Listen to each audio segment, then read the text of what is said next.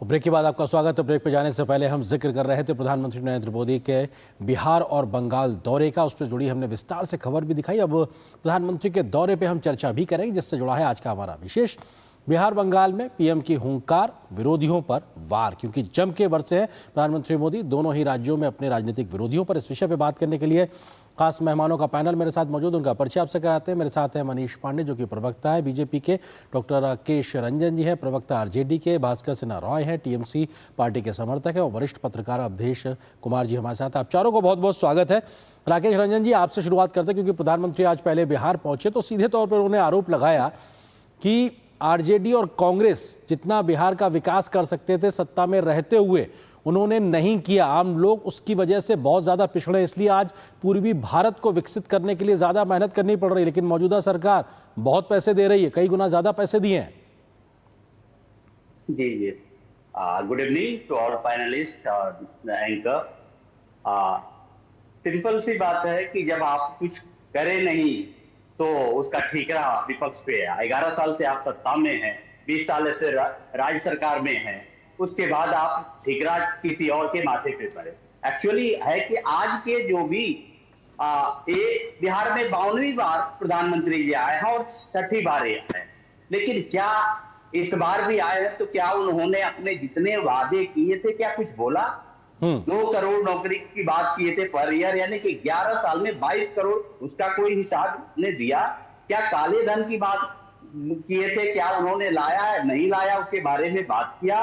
क्या 15 लाख सबके खाते में आ जाए, आए कि नहीं आए, कोई बात हुई? पिछले 14 दिनों में राज्य सरकार ने लगभग 50 से ज्यादा मर्डर हुए। एनसीआरटी की डेटा है कि बिहार के स्टेट जो है हत्या के मामले में 2nd नंबर पे। क्या कानून व्यवस्था के बारे में कोई बात प्रधानमंत्री जी ने किया? नहीं किया। तो जनता जानती है कि प्रधानमंत्री जी आते हैं और हमेशा एक नया वादा करके चले जाते हैं, और उसको बिहार की जनता वो जुमले के नाम से लेती है। क्यों? राकेश जी, कोई विकास नहीं हुआ है, मतलब आप ये कह रहे हैं कि एनडीए गवर्नमेंट में बिहार में कोई विकास नहीं हुआ, आप मतलब सिरे से खारिज कर रहे हैं?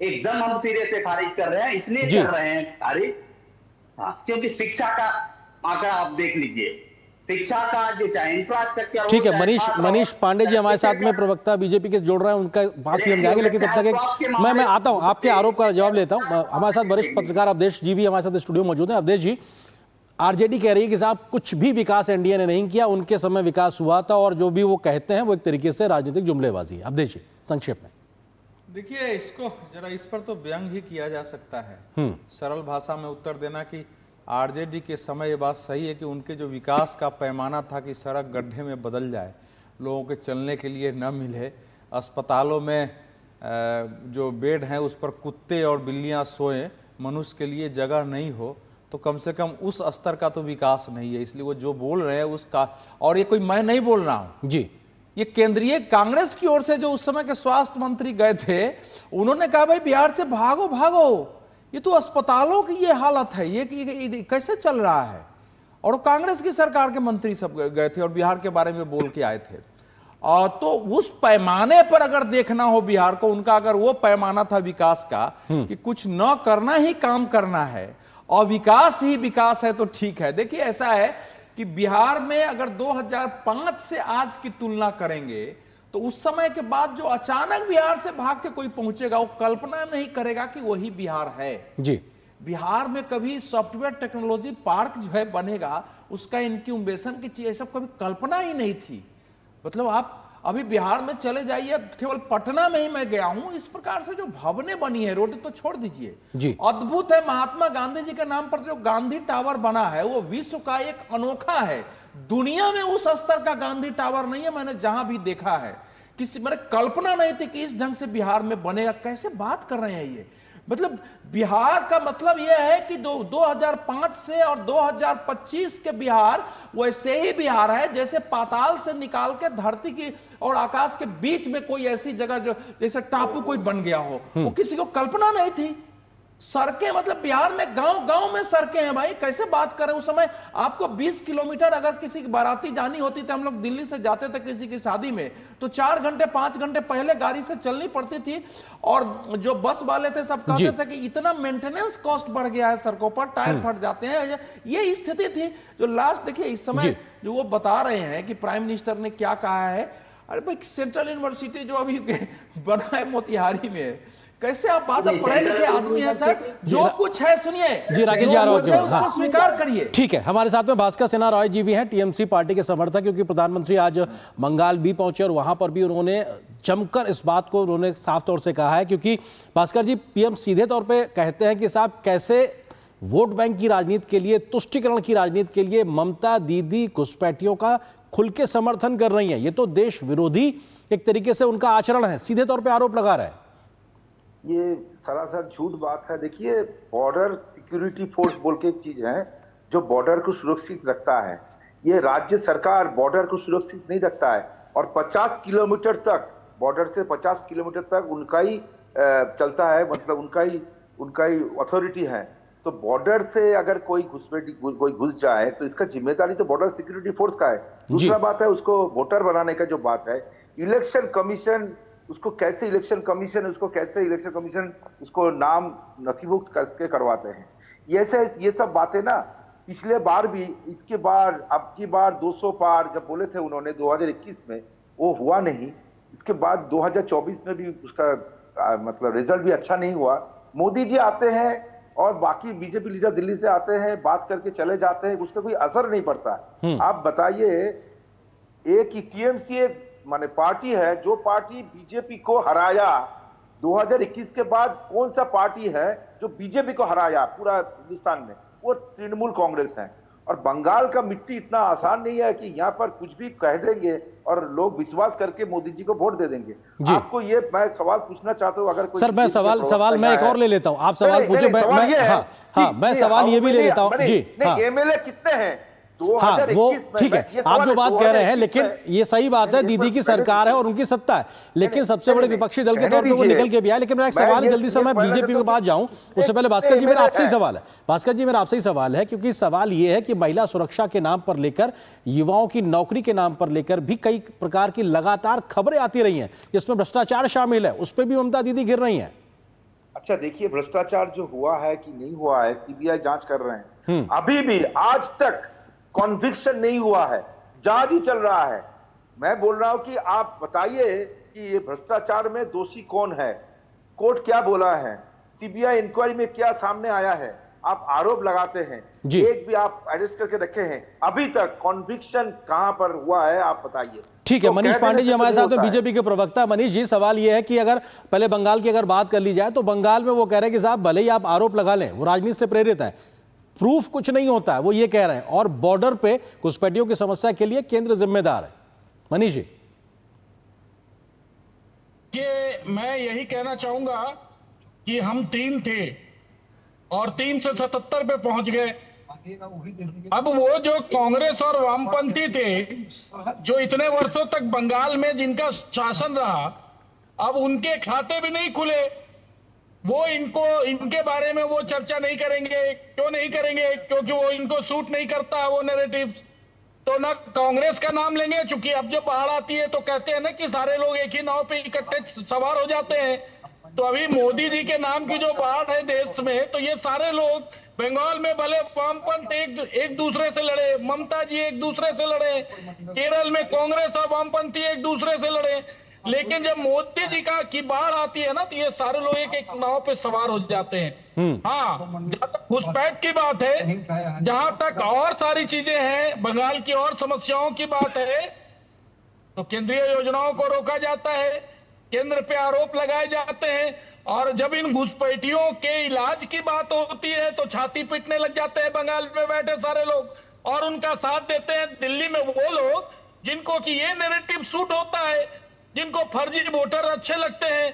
लेकिन बिहार की बात मैं कहूं, जो लोग कह रहे हैं बिहार में क्या हुआ, बिहार में क्या हुआ, मैं जरा पूछना चाहता हूं। हम बिहार में सत्ता में 2005 से रहे नीतीश जी के साथ, लेकिन हर घर बिजली बिहार में 2014 के बाद ही क्यों आई? हर नल, हर घर जल, अब शौचालय, ये सारे जो विकास के काम आज गंगा के ऊपर एक नहीं कई पुलें बनी हैं, एक पुल के बगल में पुल बने और पुल बन रहे हैं, एम्स का निर्माण हो रहा है, एम्स बन गया। ये सारी चीजें हम 2005 से बिहार में नीतीश जी के साथ सत्ता में रहे, लेकिन तब तो हम नहीं कर पाए।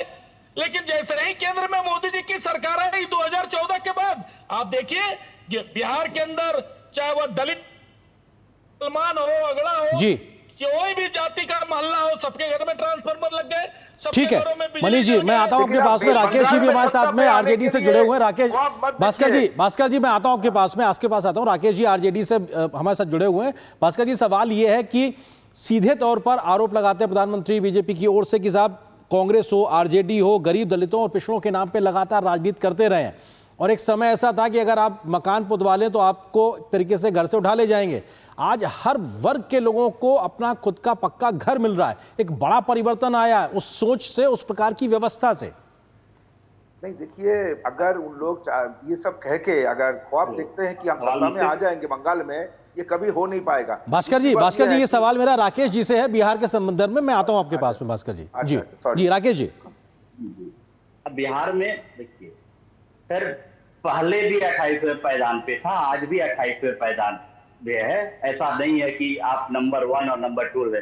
हाँ, 2 विकास हुए हैं बिहार में। एक विकास ये हुआ है जो टर्सरी सेक्टर में हुआ है, प्राइमरी और सेकेंडरी सेक्टर में नहीं हुआ, और उसमें योगदान यूपीए की सरकार की है, और उसमें यूपीए की सरकार थी, उन्होंने पैसा दिया है। नहीं तो आप देख लीजिए डेटा उठा करके, जब से मोदी जी और भाजपा की सरकार आई है, बिहार को कितना पैसा दिया है। सिर्फ और सिर्फ घोषणा किया गया है, कुछ नहीं मिला है। हाँ, दूसरा ये हुआ है विकास की सेना का राजनीतिकरण हुआ है, और राजनीति का अपराधीकरण हुआ है, और राजनीति का सांप्रदायिकरण हुआ है। आरजेडी की तरफ से आप कह रहे हैं राजनीति का अपराधीकरण हुआ है। सर, कितने हिस्ट्री शीटर लोगों को आप लोगों ने टिकट दिया है, कितने लोग पहुंचे? मैं आता हूं आपके पास में, क्योंकि जल्दी से एक सवाल ले लेता हूं भास्कर जी से भी। भास्कर जी, सवाल ये है, भास्कर ठीक है, एक सेकंड, राकेश जी आपका पॉइंट आ गया। राकेश जी आपका पॉइंट आ गया। भास्कर जी, सवाल ये है कि किस प्रकार से युवाओं के भविष्य के साथ खिलवाड़, नौकरी को लेकर हो, महिला सुरक्षा के नाम पे लेकर हो, बंगाल से लगातार सुर्खियां बन रही हैं, और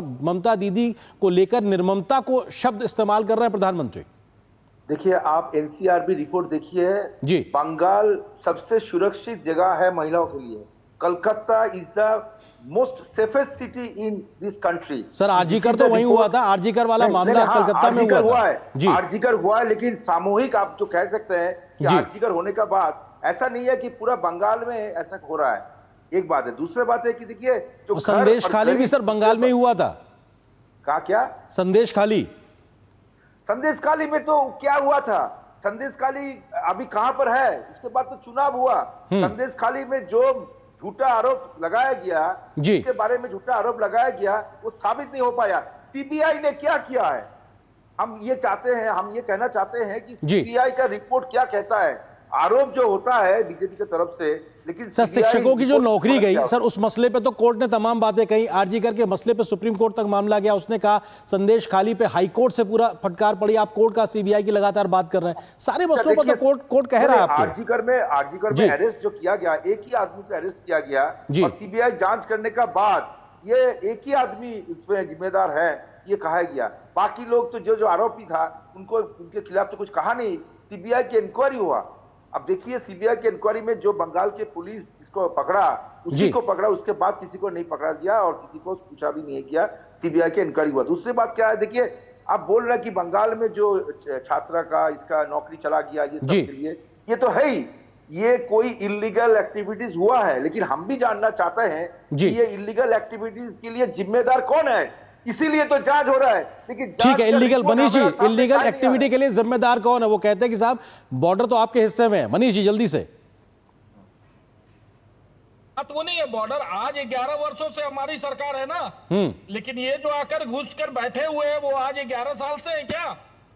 इनकी जड़ें कितनी गहरी और कितनी लंबी हो गई है पता नहीं है क्या? और मैं पूछना चाहता हूं कि बिहार में एक बहुत बड़ी घटना घटी थी, जब एक डॉक्टर की कार लालू प्रसाद के आवाज से, जब वो मुख्यमंत्री थे तो। मनीष जी, आपकी आवाज बेहतरी से हम तक नहीं आ रही। अवधेश जी, क्योंकि पक्ष विपक्ष दोनों हैं बिहार बंगाल को लेकर अपनी अपनी बातें, लेकिन आपको लगता है कि जमीनी वस्तुस्थिति क्या दिखाई पड़ रही है वहां पे? नहीं, देखिए, आज हम चूंकि प्रधानमंत्री के दौरे पर बात कर रहे हैं तो तीन बात हमको ये करनी पड़ेगी। पहला, गृह मंत्री ने ऑन रिकॉर्ड पार्लियामेंट में 27 मार्च 2025 को बताया कि देश में जहां भी बांग्लादेशी घुसपैठिए पकड़े गए हैं उनमें से अधिकतर के पास 24 परगना का ही आधार कार्ड और वोटर कार्ड आई मालता है। ऑन रिकॉर्ड है पार्लियामेंट में। अगर कुछ होता तो विशेषाधिकार हनन का था। सेकंड बात उन्होंने ये कहा कि टोटल 22,216 किलोमीटर बांग्लादेश से हमारी सीमा है, जिसमें 1653 किलोमीटर में बाढ़ लग चुका है।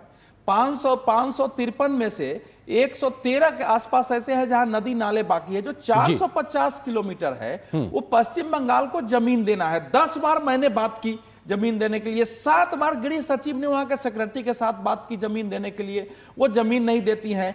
और उसमें भी जहां बीएसएफ कुछ कार्रवाई करने जाती है तो इनके लोग धार्मिक नारे लगाते हुए, झंडे लेके ला इलाही इल्लल्लाह नारा लगाते हुए और उसके खिलाफ नारे लगाते हैं और इस कारण घुसपैठ होती है। अगर पश्चिम बंगाल वहां से अगर आधार कार्ड और ये बनना बंद हो जाए, ये शर्मनाक है।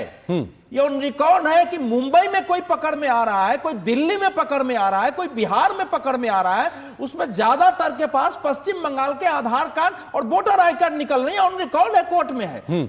जो तीसरी बात है वो ये है कि पश्चिम बंगाल के भ्रष्टाचार के सारे मामले कोर्ट के ऑर्डर से हुए हैं। बिल्कुल, हाई कोर्ट को ज्यादातर मामलों में हस्तक्षेप करना पड़ा है और सभी में कोर्ट की मॉनिटरिंग है, सीबीआई जांच कर रही है। देखिए, प्राइम मिनिस्टर का देखिए अंतर कितना होता है। प्राइम मिनिस्टर बिहार में 6 बार गए हैं अभी इस साल।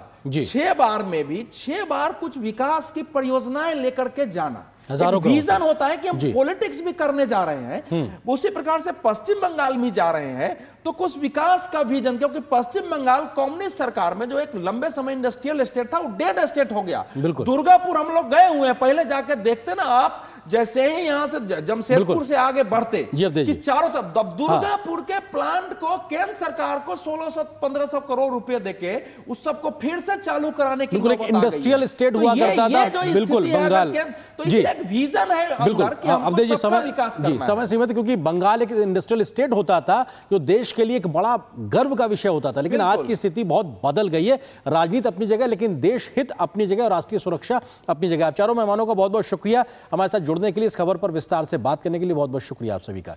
और यहां पर एक छोटे से ब्रेक के लिए रुकते हैं। ब्रेक के उस पार जब वापस आएंगे तो खबर दिखाएंगे